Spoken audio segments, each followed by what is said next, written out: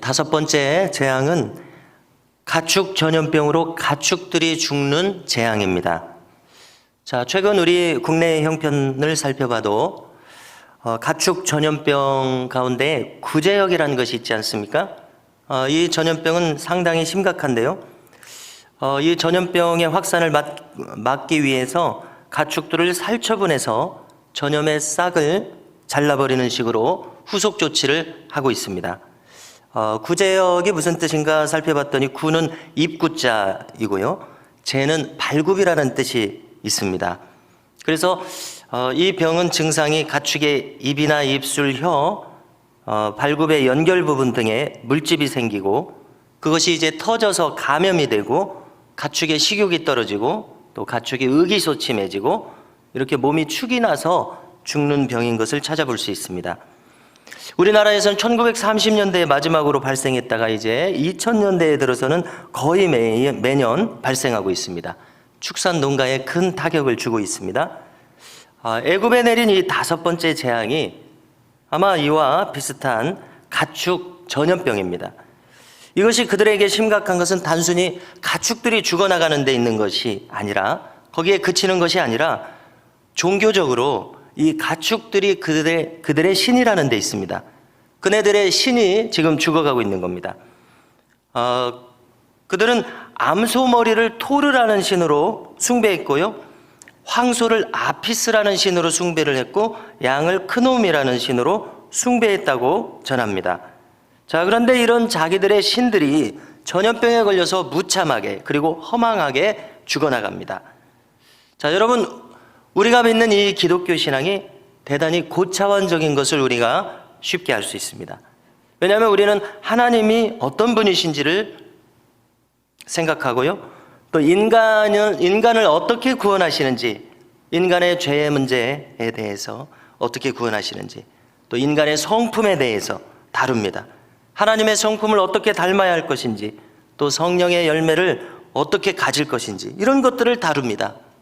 자, 그렇기 때문에 종교학에서는 불가피하게 인간의 종교를 구분을 합니다.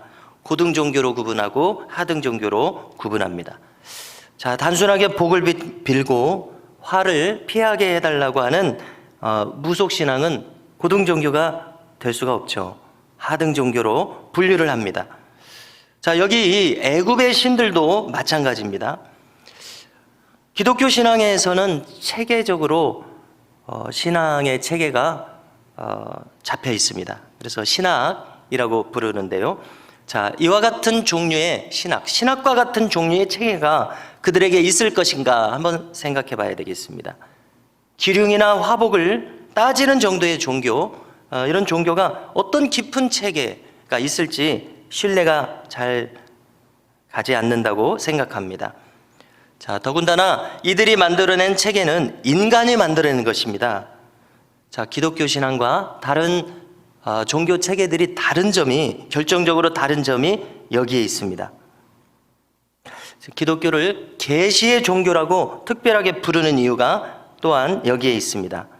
우리가 이제 다른 종교들도 경전이라고 부르니까 우리도 경전이라고 부르게 됩니다마는 하나님의 계시인 이 성경과 인간의 창작물인 그들의 이 경전은 비교 대상조차가 되지 않는 것을 생각할 수 있습니다. 자, 우리가 다른 종교들을 폄하할 필요는 없죠. 그러나 있는 그대로는 말할 수 있습니다. 자, 불교는 있는 그대로 말하자면 불교 철학입니다. 철학에 불과합니다.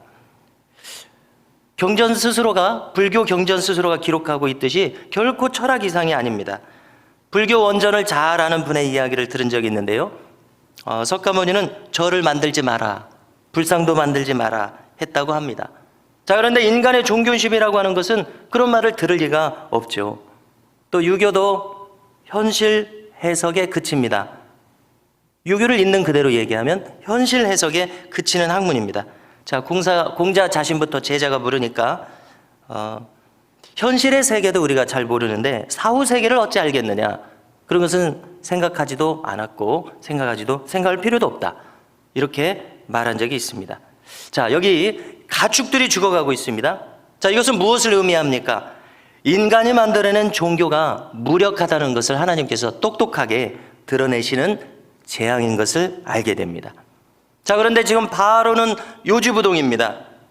자, 그래서 가만히 한번 이런 것을 생각해 볼 수가 있습니다. 본래 바로 자신도 이 가축들이 신이라고 믿지 않은 것이 아닌가, 이런 생각을 해보게 됩니다. 7절 말미를 보니까 바로가 완강하여 백성을 보내지 아니하니라, 이렇게 기록하고 있죠. 애굽의 가축들은 지금 죽었고 죽어나가고, 그러나 고센 땅의 이스라엘의 백성들의 가축들은 전염병에 걸리지도 않고 죽지도 않고 있습니다. 우리가 이런 내용을 통해서 이 재앙이 애굽에 대한 심판인 것을 분명하게 알 수 있습니다.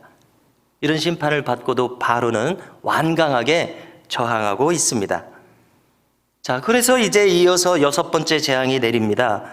하나님께서는 모세와 아론에게 명하시기를, 아마 이 벽돌을 그들이 굽고 있었지 않습니까? 벽돌을 굽는 이 화덕으로 보이는 이 화덕에 가서 재를 2움큼을 가져오라고 하십니다.